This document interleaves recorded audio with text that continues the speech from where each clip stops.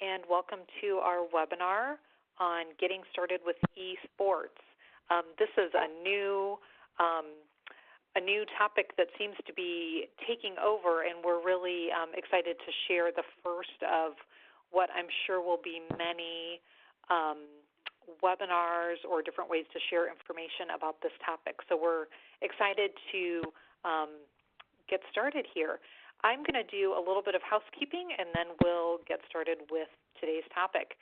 My name is Mary Carnahan, and I am the e-learning resource specialist with the Department of Education, and I'm glad that you all are able to join us today. Just a few housekeeping things. I have muted everybody's phones as you joined the call today, so please keep your line muted. That will minimize the amount of background noise that we might have that could be distracting throughout the call. In lieu of the phone lines being open, we do have the chat box, which you should see on the right side of your screen. If you've not introduced yourself, you can take a few minutes to do that now. That would be awesome. Give our presenters an idea of who's here and what you guys are looking for. In that chat box, please select everyone from the to drop down. If you don't do that, it will default to only send your messages to me, and we want to make sure that everybody can see what you're sharing there. In that chat box, don't just share questions, but also share any ideas that you have or things that you already might be doing in your classroom or your school. Definitely use it as an idea sharing also. And I believe that is all for that. This webinar is part of the professional development piece of the Office of E-Learning, and we have two webinars coming up this coming month. One is next Tuesday, What's the Hype with HyperDocs? And at the end of the month, February 26th, Accessibility for All Students. Those webinars will also be at 4 o'clock Eastern, just like the one today, and you can register for those on our website, again, just like you did for today's. And we'll be sharing out information on those also on Twitter. We post about those, so you can get links from there also. And speaking of Twitter, we have a hashtag. Hopefully you already know that. Our hashtag is INELearn. That is a great way to network with other educators, and it's not only Indiana educators that use that, it's educators around the country and even around the world. So your PLN will grow greatly if you utilize that hashtag. And along with the hashtag, we sponsor or we host weekly Twitter chats, and those are Thursday nights at 9 p.m. Eastern, 8 Central. And this week's topic is informing and inspiring your staff. So if that sounds like a topic that you might be interested in, please join that Twitter chat. And they're very good starter chats. So if you're intimidated by Twitter chats or you've never done one before, definitely jump into the INELearn chat. It's a great way to get your feet wet and to learn about Twitter chats. Another professional development piece that we have going on is our book club. We do 3 book clubs a year, and we are getting ready to start our winter book club. Actually, this coming Monday, we're reading Dive into Inquiry by Trevor McKenzie, and that is all online. So that is a anytime, anywhere professional development that does award professional development points. So yay, I see a comment in the chat that you're excited about the book club. So yay, Stacy, we are too. So I'm looking forward to that starting. Again, a great way to get professional development, a great way to get professional or to get PGPs if you are working toward your license renewal, which I would imagine we all are. So join us in that. And also, speaking of PGPs, we do also award PGPs for this webinar for the participating in webinars live. So I will send out PGP certificates for the webinar in the next day or two. So watch for that. The next thing that I want to share is Digital Learning Month. So you may have heard of Digital Learning Day, which is a national event. Oh my goodness, I should have looked to see how many years it's been now that Digital Learning Day has been celebrated. It's been several years, and we've been involved in it, I believe, from the start. And a couple of years in, we decided that we needed a whole month to celebrate digital learning, not just a day. So we do the whole month of February is Digital Learning Month, and so that's a short bit.ly to our Digital Learning Month website. A few things that we'll be doing, we have a Flipgrid. I am experimenting with Flipgrid, so we're excited to have an opportunity. Last year we had teachers share videos, just a few teachers. This year we're going to have it open to any educator who wants to share their favorite digital learning tool. So we'll be sharing the link to that on Friday, getting started. Our webinars, our book club, digital learning related Twitter chats, and then also we're going to be using a special hashtag on Twitter and Instagram. So we will be encouraging people to use that hashtag as they share their favorite digital learning tools and how they're doing digital learning in their classrooms. So we're excited about that. So I think I have used plenty of time, more than the time that I planned. Let's get started with eSports. Let's move on to our topic. So today we have three guests. We have Joe McAllister and Curtis Striedelmeyer from CDW, who will be sharing some broad topics around eSports. And then we have John Robertson, who is in the trenches in a school doing eSports. So we're excited to get perspectives from both of these lenses. So I'm going to turn it over to Joe and Curtis. Oh, thank you. Appreciate the opportunity. My name is Curtis Striedelmeyer. I am an education strategist with CDWG. And honestly, Mary, I don't know how to change the slides, so you're going to have to help me out here. Oh, there we go. Thank you. Just as you know, my history, I have been a director of technology for 10 years, and for the last 6 years, I was a school superintendent here in Indiana. I work very closely with school districts throughout the country, helping them implement technology initiatives, one-to-one, eSports, data analysis, larger picture ways of way technology can be integrated. My partner with this is Joe McAllister. I'm going to let Joe introduce himself real quick. So go ahead, Joe. Thanks, Curtis. Yeah, so I'm Joe McAllister, Learning Environment Advisor, former high school teacher, taught math for 6 years. Really spent a lot of time with schools talking about everything inside the classroom, and that's led to this eSports initiative being started. I was head of our gaming club when I was teaching, and been working with schools across the nation, up over 100 different schools that I've worked with to help them understand eSports and get their initiative off the ground and support them any way we can. So from our standpoint, I'll be more of your local contact, and I'll work very closely with you. Joe has that national perspective. Joe's being a bit modest in the fact that he's worked with more than 100 schools, but he works from the K-12 to the college level. He's very close with people from Blizzard and some of the larger eSport organizations. So if there's something happening, Joe knows that he's looking before anybody else does, and he's on top of it and can share that information with us. So I'm going to go ahead and get started a little bit about what eSports is. So next slide. Thank you. Yep, there's the question. What is eSports? So the next slide after that real quick, please. So when we think of eSports, we think of video gaming because that's what everybody assumes it is. You know, the person in the basement eating Cheetos, watching TV. And it's a lot more than that. You know, when we grew up, eSports was very console specific. Did you have an Atari? Did you have a Nintendo? Did you have a Sega system? Usually one or two player activity. You know, a lot of time just you and yourself playing asteroids, or in this example of Zelda. Two-dimensional space, and we call it video gaming. That's what it was. Over the last 5 to 10 years, eSports has really taken off with the concept of a beyond the console. A lot more PCs, people play on their phones. It's everywhere, omnipresent, and anybody can get to it at any time. it's gone from being that solo activity or somebody in the same room as me to a multi-person activity with a shared space. You know, I've heard one of the stats on reason Fortnite is so popular is not just because it's a game, but because people have this alternative area where they can be together as a group and talk to each other and just hang out. So that's become very important.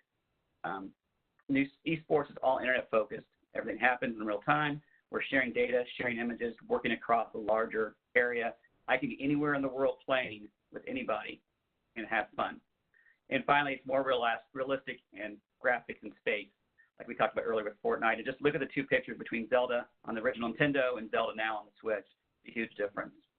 And, of course, we now call it eSports instead of video gaming. So why is this important to schools and where is that going? So go ahead and go to the next slide, please.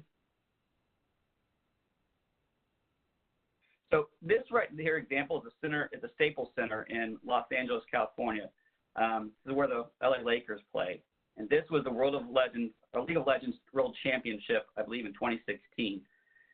This is a huge, huge thing, not just the United States, but in the world in general. As we look around the country and around the world, there's major arenas being built to support just esports. I know in downtown Illinois, there's a huge one that's got built, but all the way over in Turkey, there's one being built. The idea is that this is extremely popular, and it's beyond simply the popularity you would think it would be. It's beyond baseball. In many areas, it's beyond football. It's beyond basketball. Go ahead and go next slide, please. So the global market, all we're seeing is growth and growth and growth in this.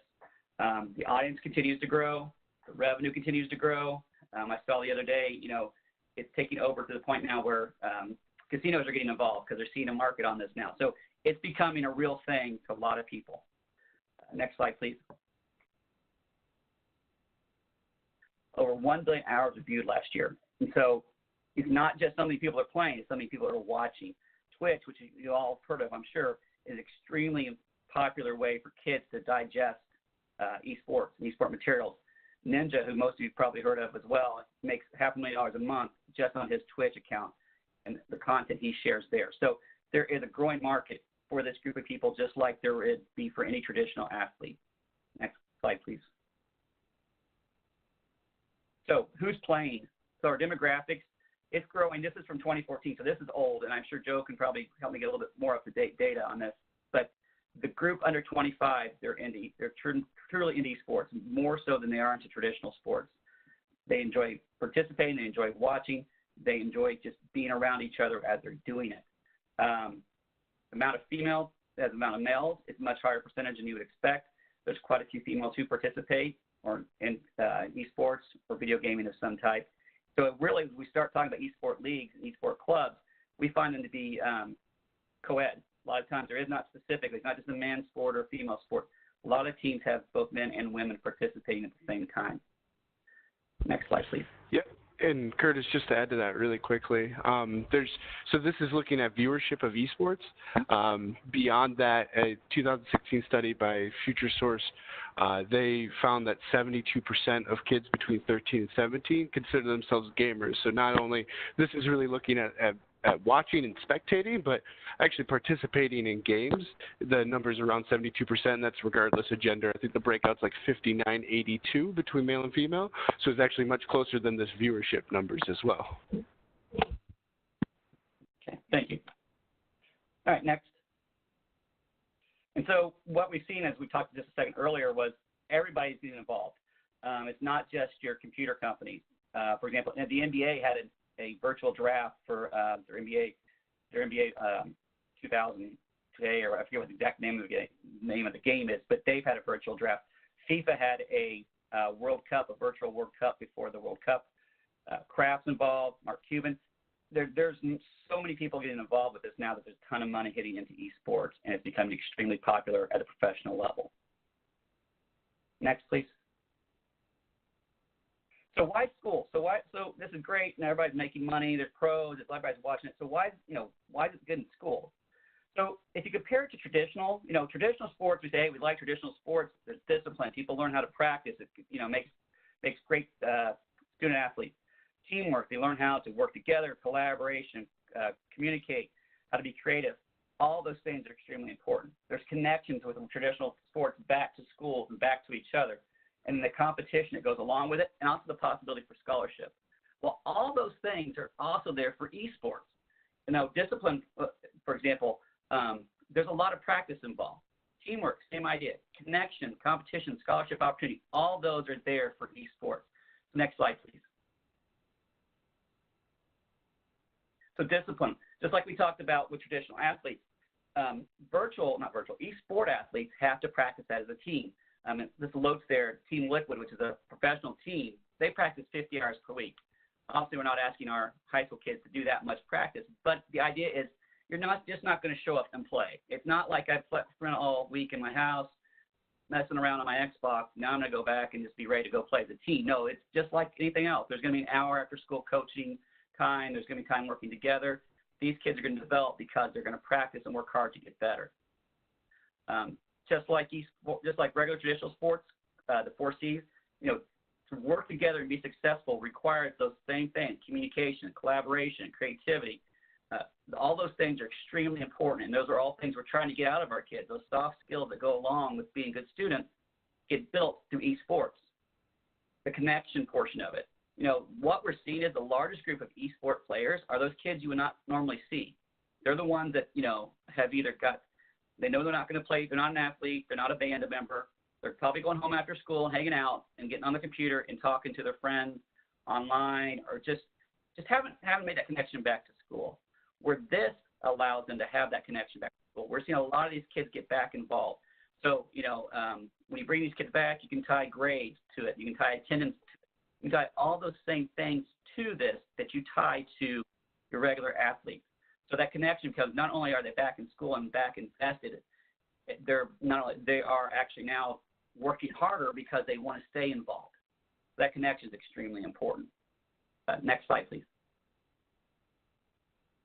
Competition, just like regular sports, we have competition. You know, we learn from learning, we learn from winning, but now we can do it in an esport environment and not just traditional sports. Scholarship, and Joe can talk this probably more than I can, but esports is one of the fastest growing sports at the college level. I have right there over 111 currently offering some form of scholarship, and I believe it's probably higher at this point. We're seeing on a regular basis a number of colleges offering scholarship going up and up. And one of the things that Joe does a lot, is he works very closely with colleges on building arenas, esport arenas. And so we know more and more schools are getting into it. For example, we know Indiana University has a big one, Ohio State, Marquette just jumped on. Joe and I are having a conversation with Maryland. We know it's happening throughout the United States. Joe, did you want to say anything along those lines? Yeah, so there's over 200 active teams currently in the collegiate space, and I would say another 150 are evaluating offering programs. I work very closely with the NACE, which is the National Association of Collegiate Esports, and also work with the NCAA to help them understand how this works in the collegiate space. And we've been helping schools with designing spaces and plugging into the high school communities, which they're very big on. So just those are the only things I wanted to add. Okay. Where esports jumps out to me the most, though, is it offers an opportunity. We talked about earlier about those connections back to the school for those students, but really esports is one of the few sports where you're not limited by height, weight, speed, or even gender. It is one of those things that anybody can do. You know, usually by the time most kids reach high school, they kind of know what path they're on. They know who the athlete is. They know who the band member is.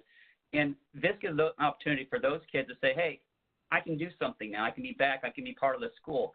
We see high school competitions where, parents show up and they're cheering. We have, crowds of students around cheering these people on and these kids on that are playing. And they may never really experience that.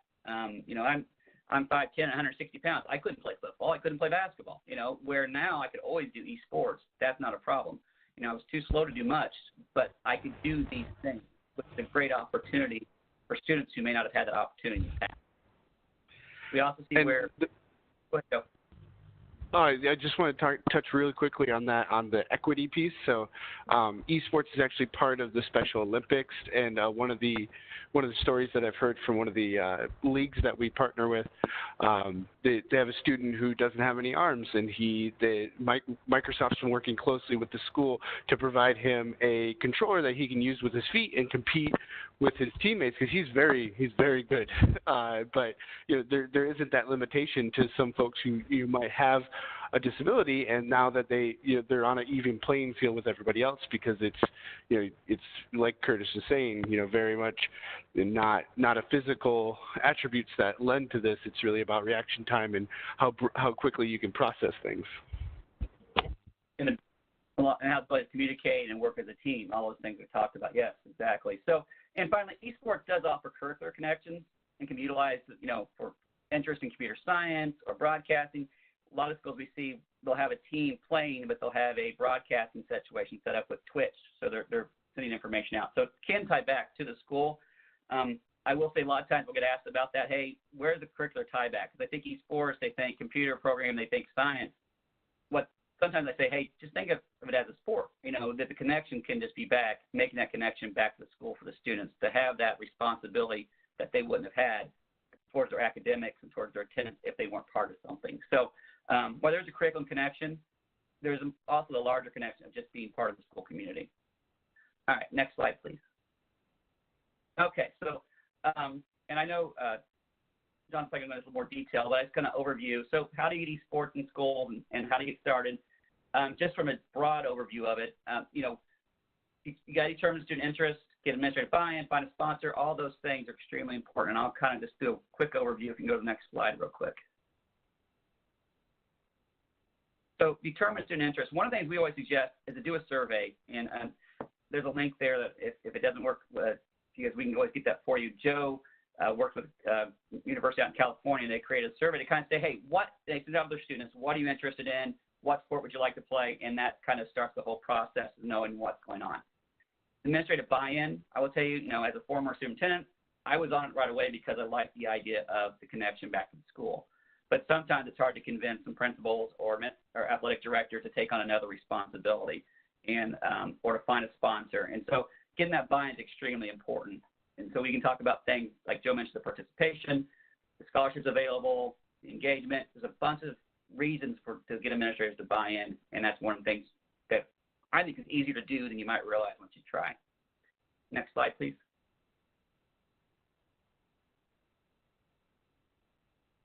So locations, really can be anywhere. We talked about arenas, media centers, labs.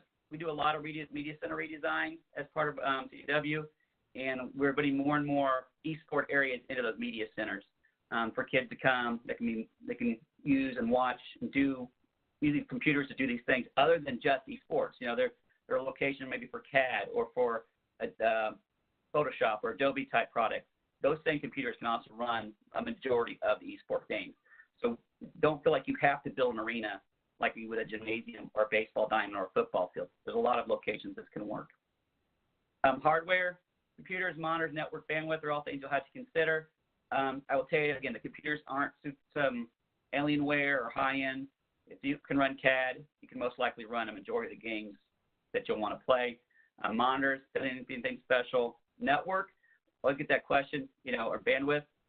Most of these things are happening after school hours. So if you have enough bandwidth to run your school, you have enough bandwidth to run a eSports league or eSports team in your school.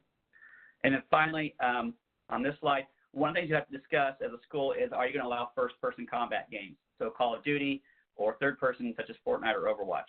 Those things most high schools do not do that, but a lot of colleges will have a Fortnite team or Overwatch team or Call of Duty team. What we find is most schools play either League of Legends, Hearthstone, or Rocket League. I've been Overwatch in there, but it's not one that we would normally see at the high school level. Those kind of traditional, nobody's getting hurt type of situation, or like League of Legends, it's from a God view, so you're not seeing that individual contact. Or if you're going to do a console type game, which is like Rocket League for PS4 or Super Smash Brothers. So that question comes up is, what games do most people play? Those are the most common games that everybody plays. Next slide, please. And then partners. So CDW, we're here to help you. So Joe is national. He knows what's going on inside, outside from national level.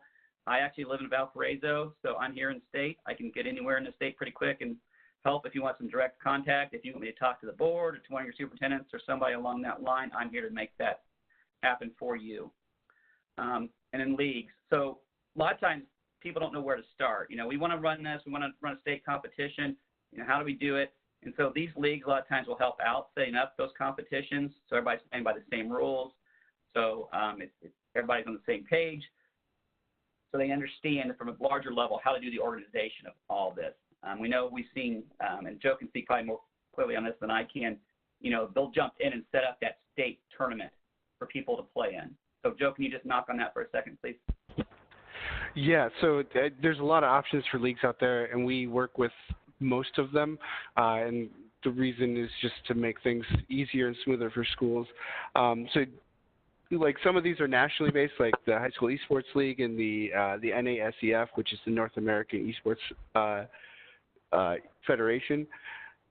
North American Scholastic Esports Federation. That's correct.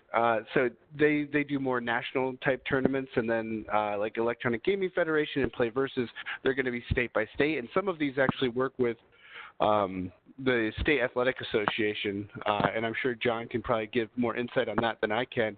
But there are 7 states across the nation right now that are going to have a state championship in esports, and there's 22 other states evaluating it currently. And I see John's chat comment. Good, John. I'm glad you do. So that's what we wanted to cover from a CDW standpoint. I will tell you what, if it's okay, I'll go ahead and give you my contact information. So if you have a question, email me directly. It's just Curtis, CURTISS, @CDWG. And if you just want to email me, I can get you on the page. I can get you on these links, and I can make sure that I'm helping you out however you might need some help. So at this point, I'm going to pass the baton on to John. Hello. Hello. Can everyone hear me? This is their appendix slide, and this is their other slides. Oh, did you guys want to talk about that stuff? All right. The only mention I have there is those are some of the arenas we've done. If we have more time, I'd be happy to talk about them. That's sure. Twitch. So, as you do the Twitch streaming, something like that set up early where if you can get one of those built in a high school, man, you're doing a good job. That's for sure. That's right. Hey, about 10 years we'll be doing that, I'm sure. Yeah, I'm sure. Thanks. Hi, everybody. I'm John Robertson. This is my presentation about esports and education.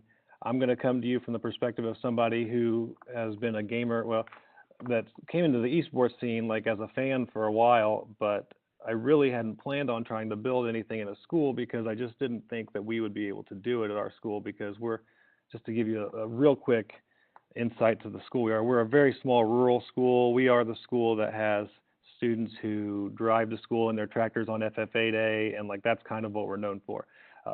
Just to give you a ballpark. So here's my contact information.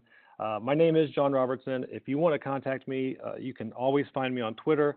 It's @Crew33. I tweet about a lot of things. A lot of it's education, virtual reality, and game-based. My email, I have it go straight to my phone. As long as you let me know who you are quickly in your email, I will respond to you almost within 24 hours every time. And then I do stream on Twitch, not very often, probably once or twice a week maybe, but I put that out there because my kids like to watch it. And I don't do Facebook because Facebook is awful. So we can move on from that one. Next slide, please. All right, so just so I have credibility, this is me at my 13th birthday party. I was playing in the arcade back in the day. I just want to make sure you guys know I do have credibility as far as gaming goes. I'm an English teacher at Tipton. I teach a lot of different English courses. I teach English 11, publications, creative writing, journalism.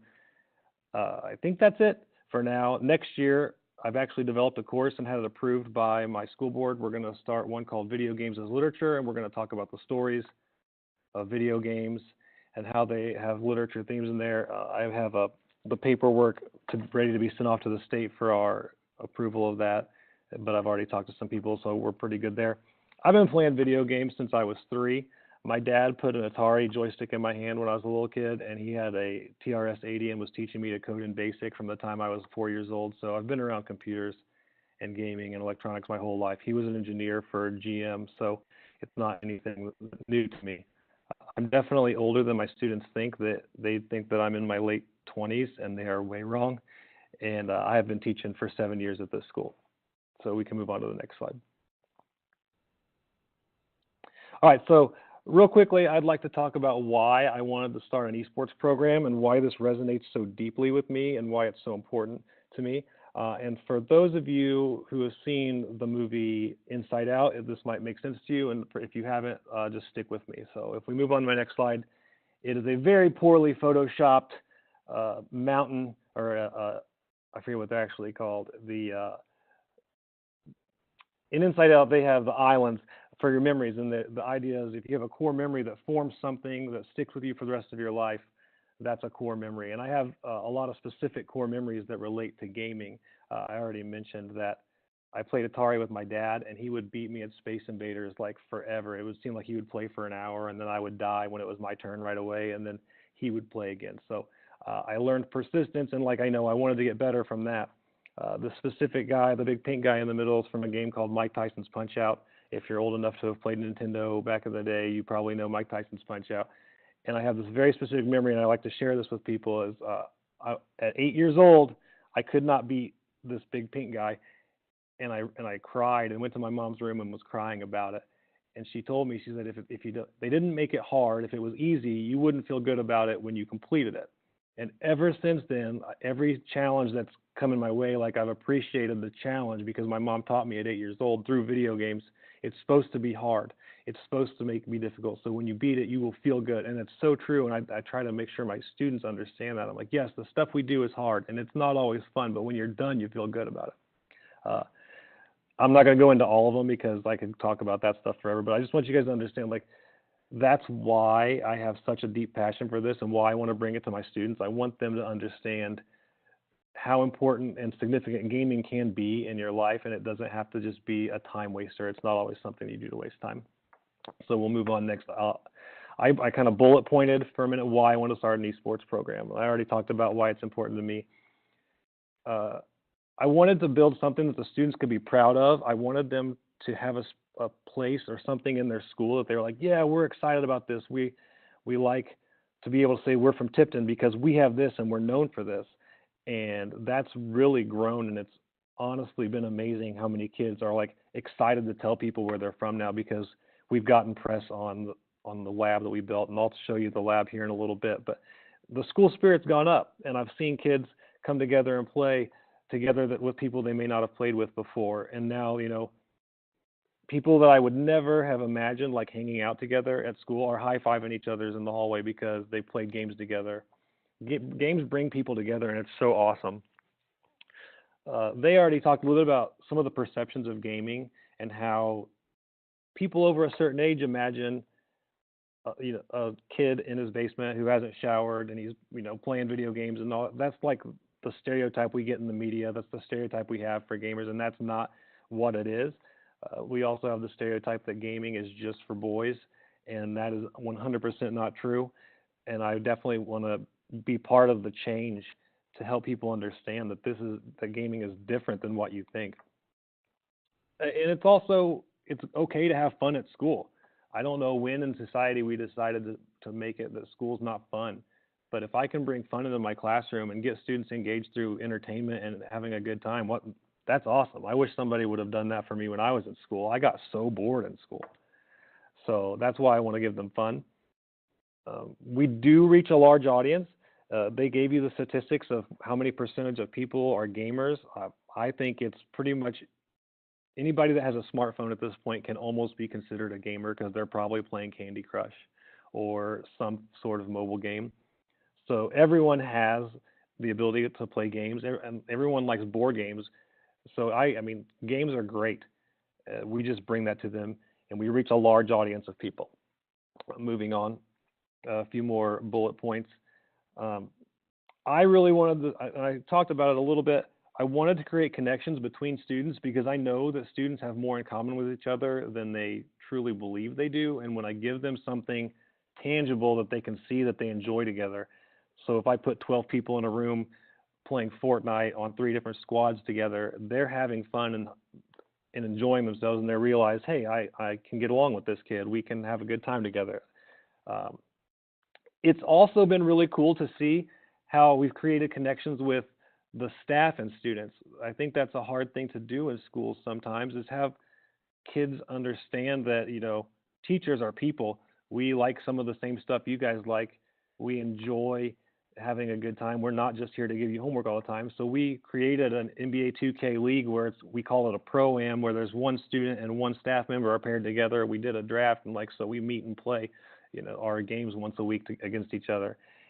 And it's really cool to see that going on. And I think that it's helped with disciplinary issues. Not that I've ever had a lot of disciplinary issues, but I've heard some of the other teachers say now that the kids have connected with me on something fun, when I say, hey, chill in the classroom, or, tone it down, they're getting a better redirect and a better pivot instead of, fighting and arguing with the teachers.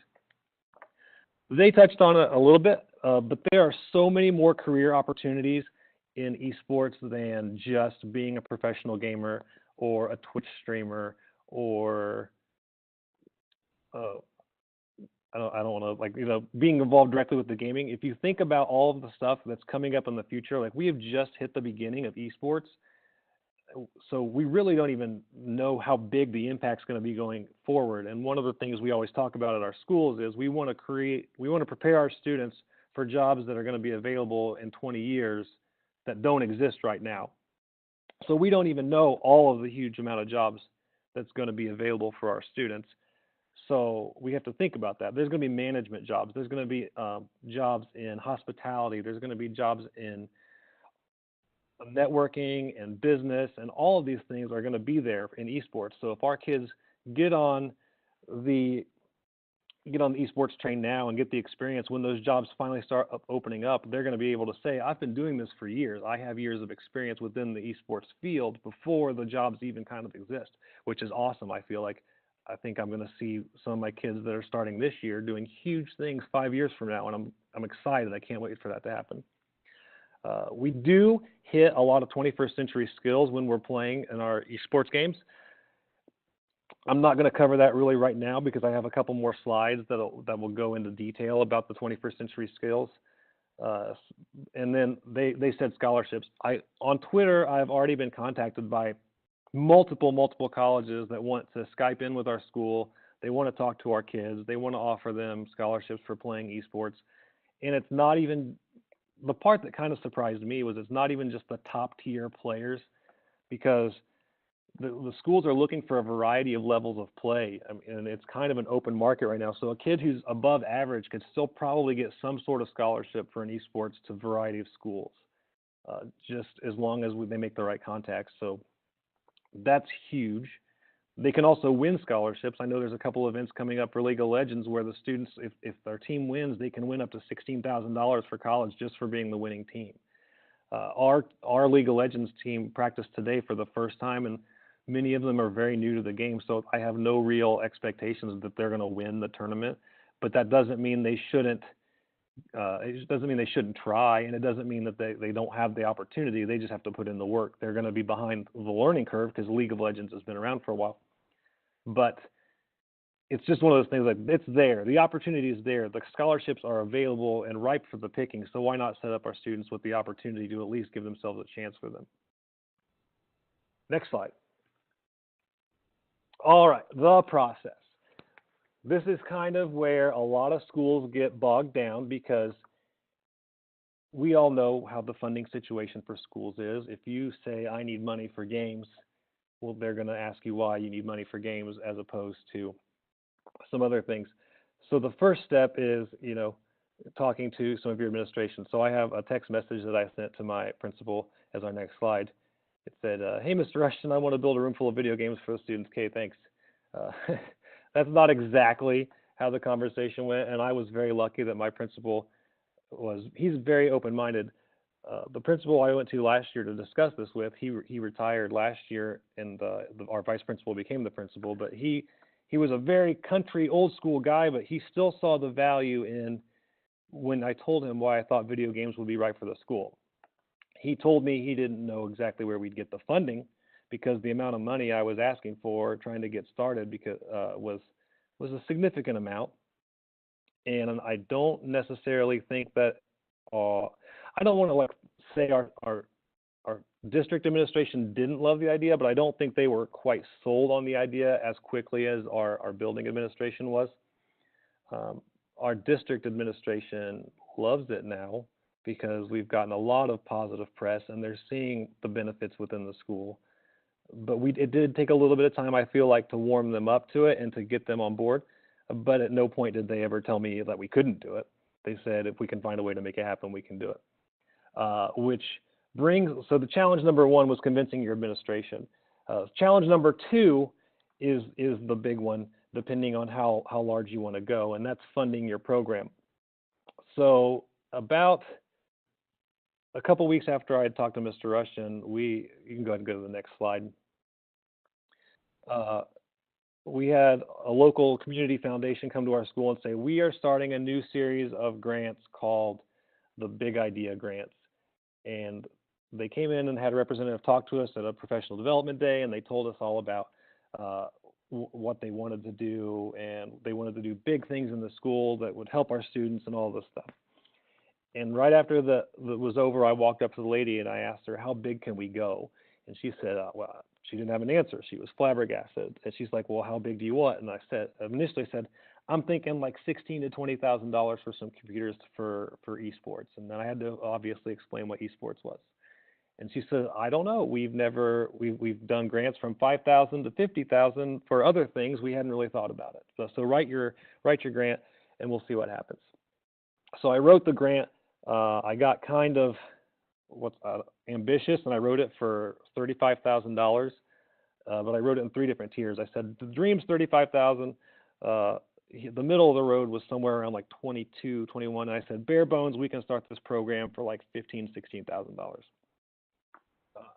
And then I sat and had to wait for about 4 months to get an answer, which was awful because I'm sitting there dreaming about what could be. And hoping, but I like it at the same time. I know at any point I could get a phone call and my dreams would be dashed and we wouldn't get any of it. And then the day I got the email that said, you've been selected, we're giving you all $35,000. I mean, it was just like I was out for a walk with my wife, and I honestly think like I teared up because I was so excited about it. I have to give a huge shout out to the Tipton County Foundation because they made our dream space available. And I've talked with a lot of different schools in the nation that are doing this stuff because I've really networked with a lot of different people. And I really feel like our space is amazing. And I'm going to show it to you here at the end. We've got what I think is probably one of the best esports spaces in the country. But you don't have to go that huge. I just hadn't realized we could go smaller at the beginning. And I had the opportunity, it worked out. So please don't feel like you have to get $35,000 to start an esports program. It's not at all required. We just kind of lucked into it, but I have to shout out to the foundation because they've been so positive, and they've come in and they did an open house night with us, and they did a lot of different stuff, and they really have enjoyed watching it grow. So they're really happy with what they've done with the money. So let's move on to the next slide, and I can show you. We have 12 full gaming systems, and you can start with much less. You can start a program with just a few consoles. And if you don't want to buy consoles for your school because you're not sure, if you really want to keep gaming consoles in the school, or you're worried about the next generation of systems coming out, which is a legitimate concern, students can bring their own systems. We did that for a couple of years. You can have students bring in their PlayStation 4 and a couple copies of Rocket League and share controllers and all that stuff. It's very possible. You could actually start an esports team for Rocket League, which only takes 3 students and 3 PlayStations. And as long as your IT networking guys are on board, you can do it with just that. And I mean, that would cost a minimal amount of money for you, other than you need a couple TVs and you need the kids to bring in systems, or you can buy your own. But I wanted to make sure and say you don't have to start with everything. All right, so I want to talk a little bit moving forward about how it's not just to make a good program, in my opinion, it doesn't have to be uh, just competitive. So next slide.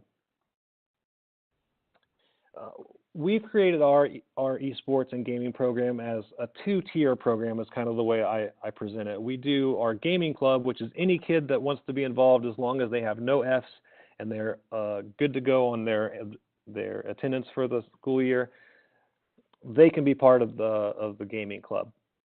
And then from within our gaming club, we pull out our esports teams. And both are equally important because the social aspect is important because we need to have a weighting. I don't want to demean the gaming that they do by saying it's like a waiting pool for the competitive, but a lot of kids like to just come and hang out and socialize and participate and play a variety of games and hang out with their friends and play games with their friends. And that's amazing. And I love giving that to them. And then the kids that want the competition, they can play within the social club, but then they can also spend the extra time coming to practice. So I had our League of Legends team just had practice today. They were in there working on their strategies and what they want to do and how they want to move forward and all that. So it's important to have both tiers. And I want to make sure that people understand really why I think that's so important besides just the connections we build. I had several girls who didn't think that they could compete and they weren't even going to come play.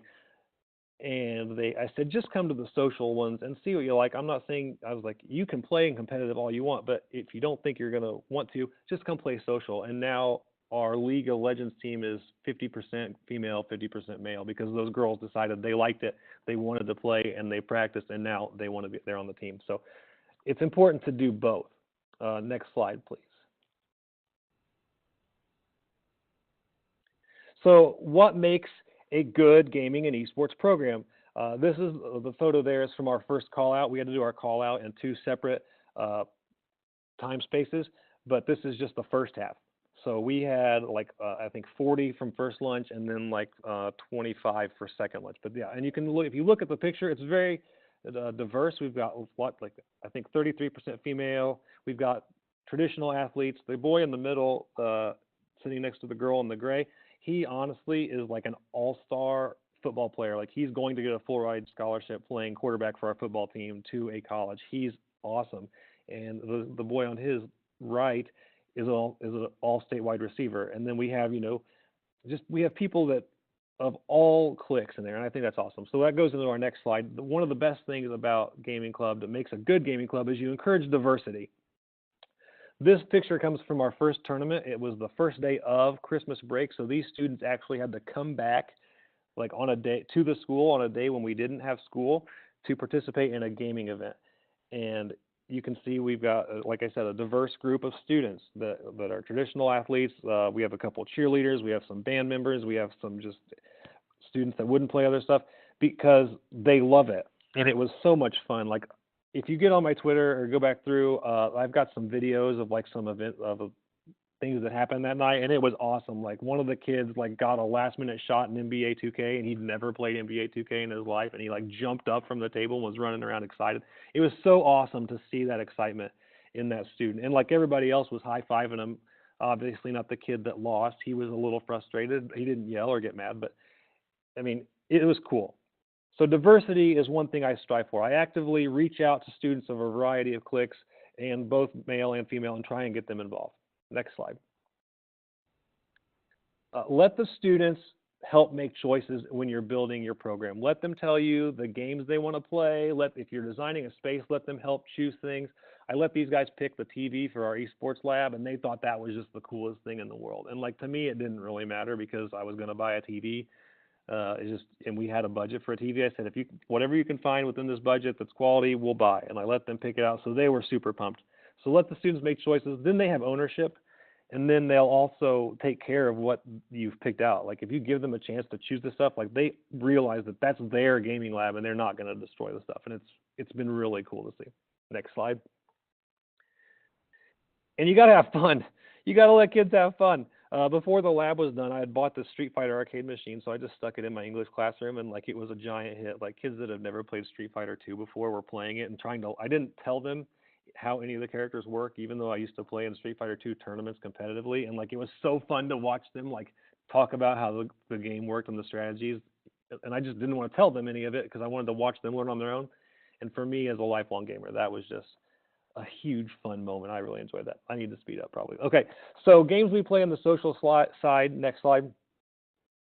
We play Overwatch. We play Fortnite, Tetris, Super Smash Bros, Rocket League, 2K, Wii Sports, Street Fighter, League of Legends, Hearthstone. Anything the kids want to bring to school or they want us to get, as long as we have the budget for it, we will play it. We will not play any realistic shooters. As far as Overwatch goes, it is a first-person shooter, but I can rationalize that because it's cartoony. It's got a hamster that rides around on a ball with machine guns on it. I mean, I don't feel like that's going to threaten anyone. It's got a monkey with an electricity gun. I don't really, I don't see how. I have had one parent out of all the parents say they didn't like it, and I said, that's fine. Your son doesn't have to play in that game. No big deal. But I'm not going to stop the other kids from playing it because it's not that big of a, it's not that violent in my opinion. So, and it's extremely deep in strategy. So we play it. Next slide.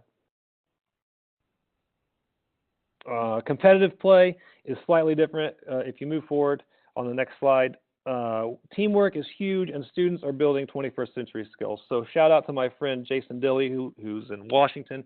He told me he uses this lesson with his kids, and I kind of wanted to share with you guys. So in the first 30 seconds, I think next slide. In the first 30 seconds of Overwatch, students use nearly every single one of these 21st century skills. So if we click onto the next slide, if you don't know Overwatch, and I'm not going to have time to explain it to you today, you can contact me later and I'll be happy to provide you with more of this information. Students have to build a team of 6 players out of 29 different characters with all drastically unique abilities. So they have to decide, critically thinking which team they're going to make, like characters they're going to play, what strategies they're going to employ, how they're going to work together to make it work. They have to talk to each other to implement the plan, the same as you would in a football game. They have to do research online. They have to understand the technology to find the right research. If their plan isn't working, they have to be flexible. They have to talk to each other. Like all of these things are working together to in the first 30 seconds, and that's with as the game just starts. And again, if you have interest in this, just contact me. I can tell you all about it. I've got Jason's information at the end of this slide too. I've talked to him. He said he's more than happy to take questions about these things too. So please don't hesitate. This stuff definitely relates back to the things we're supposed to be teaching in school in 21st century skills. Next slide. These are our competitive games. I would recommend if you are new to esports, I wouldn't start with too many, like pick 1 or 2 to start with because it can be very overwhelming and you can't be great at every game. So it's hard to necessarily learn all of them and be able to help your students if you don't know what's going on. Next slide, please.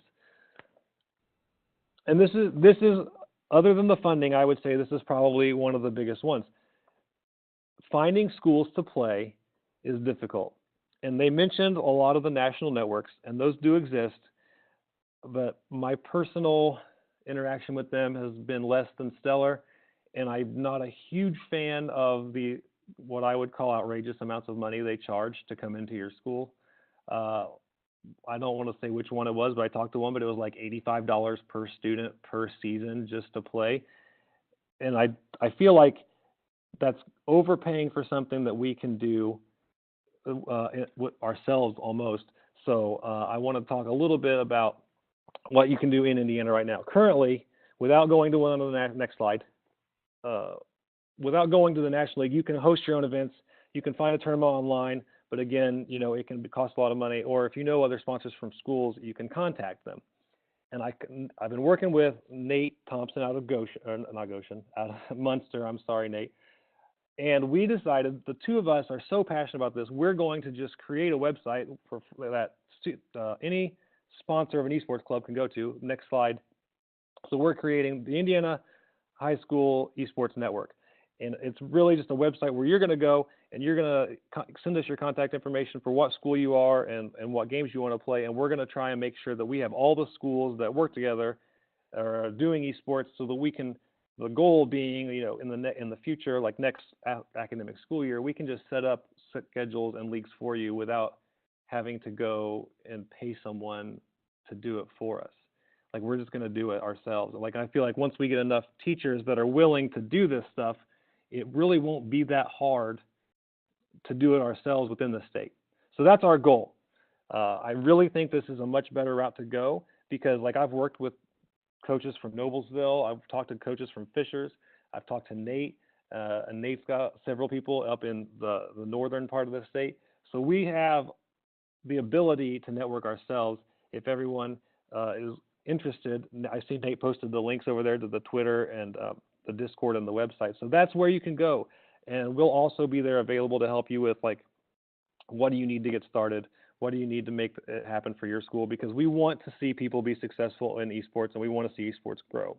That's just out of our own passion. We want to make that happen. So please, if you have questions, you can go to any of those links, and we'll be happy to help you. So the results have we seen in the school. I know we're running low on time, so I'm going to move on to the next slide. Of our 500 students that are enrolled in our high school, we have 62 students who are in the gaming club.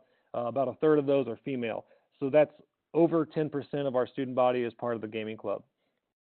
All of them are happy to be here. When they walk in the room, they say, I just love this space. I just love being here. And that makes me feel good. I have already recorded, because I had to keep track of a bunch of stuff for my grant anyway, like how many students have brought their grades up just so they can participate, because they know they can't even step in the lab if they have Fs. I've seen so many friendships created. We've gotten a ton of positive press, which is huge for the school district. They love that. They love the positive press. And we've made a lot of contacts from universities who want to scout our players of all levels. So already, not even a year in, and we're seeing all these big positives coming out from this program. Next slide, please. I do want to give you guys a couple terms to know. I'm not assuming that you're stupid, but in case you don't know these things, Twitch is a website where people can stream themselves playing games. Your students already know about it. If your kids don't think you're very hip and you come in and you say, hey, I was watching some Twitch the other night, they will think that's pretty cool. I actually stream on Twitch. This is a screenshot of my stream from the other night. And, you know, my students will come on and watch, and they'll type things in the chat. And it's really awesome. Like, they'll interact, and sometimes they'll even talk to me about stuff that's going on at school through the chat, and it's cool. Like, I'm just sitting there playing Overwatch, they're watching me play, and they're talking to me in the chat, and that's cool. The other thing, in the next slide, that you really need to know if you're in gaming is Discord, and Discord is basically like a private social network that you create for your students in your class. This is a screenshot of ours. If you look at the left of the screen, the list going down, like I have a channel for each of the games we play, and then a general chat, and then the students can all just put their own chats in there. The students can put in whatever they need, and I'm happy to help you with Discord. We actually have a Discord set up for the High School Sports Network, where we're going to use that as our communication for you guys. So Discord's important. It can be overwhelming, but if you're interested in learning it, I'm happy to teach it to you. I had to teach it to some of my students. Many of them were already familiar with it, but I had to teach it to some of them just so they got comfortable with using it. So those are two terms you definitely need to know. So real quickly, I'd like to burn through a few pictures of our gaming lab just to show you guys what we created at our school. So this is the room we started with. It was basically an oversized closet. It was a room that had been like abandoned, and it was nothing. So we took that, and the next slide shows you what it is. It's the exact same angle on the same shot. That's the lab we have now. It's really, really cool. So if you can go to the next slide. We've got 6 computers on each side. We've got the gaming chairs for a total 12 computers. Next slide. I created a little mini space. This is like what I call the mini living room. That's where kids can play classic console games. They can play Wii, they can play Super Nintendo, regular Nintendo, and PlayStation there if they don't want to play on the PC and stuff. And also we have our arcade machine there. I also have a Jane McGonigal quote. If you've not read anything by Jane McGonigal, please pick up Reality is Broken by Jane McGonigal. It'll change your life. She's awesome. Next slide. It didn't happen overnight. I got some pictures of the transformation. Like, it took some elbow grease and some hard work. Next slide. We bought all the equipment, and like, it was really cool. Every time something new would come in, the kids would want to take a picture of it because they were super excited. So we got 12 of everything, so that was always fun. Next slide. Talking about student involvement, I had 2 of our art students in NAHS. They designed and painted our graphic wall for us, and it was really, really cool. it was super cool to watch that come together. They honestly did that themselves. It took them about 2 weeks because they had to tape every square and paint every, and it was unbelievable. Next slide. So how the space is used during the day, really quickly. During the day, we have virtual reality on every computer, so our teachers can come in and we find a VR program that works with their material, they're using it. So he's our history teacher. He did a World War II experience where they got to go up in a bomber with a journalist from 1943. Today I had a health or a child development class in there experiencing watching a fetus grow from the time, all through all the weeks and growing, so that was kind of cool. So we use the lab for educational experiences during actual class times, and then during lunch and resource in the next slide, that's when the students can come play for, like, if they are in the club and they have met all their requirements and they have no Fs and they are good to go on everything and no disciplinary issues, they can come and play. Like, they have to get a pass from me so I can regulate how many people are in there at once. It gets a little crowded over 25, so I regulate that. Next slide, again, is my contact info. If you didn't get it earlier, please contact me on Twitter or email. I'll be happy to talk to you about this stuff as long as I'm not teaching at the time. I want to shout out to Nate Thompson. His information's on here too. It's the next slide. He teaches, like I said, at Munster. He's awesome. He will happily answer questions. I'm fairly sure I'm going to volunteer his time. He's super knowledgeable. So please don't hesitate to contact Nate. And one last slide is we've created our own little, like, what I call dream team of esports guys in high schools. And this is Jason Dilly. He's at Cedro Woolley High School in Washington State, and he's been a huge help. We've been going back and forth, and like, he'll help us with some stuff, and we'll come up with ideas. And because he teaches math and I teach language arts, and Nate's computer science and earth space science, so we're all like bouncing ideas of how to use gaming in classrooms. And we've come up with a lot of cool stuff, and I'm sure we're happy to share it with anybody. So thank you. My last slide is just thank you for coming out. Please don't hesitate to contact us. I would love to talk to you about the sports. I'd love to get you guys participating, and I'd love to see our schools playing against each other at some point in the near future. So thank you very much. All right. That was awesome. Thank you to all three of you for all of this great information. And I'm sure that this is not the last we will be sharing about esports.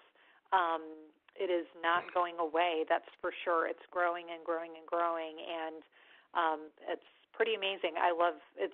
It's something I don't know a lot about, so I love hearing more about it, all of these opportunities. So I did note in the chat box, I have recorded this webinar as long as there have been no technical difficulties in the recording or in the exporting of it. I will be posting it probably early to mid next week.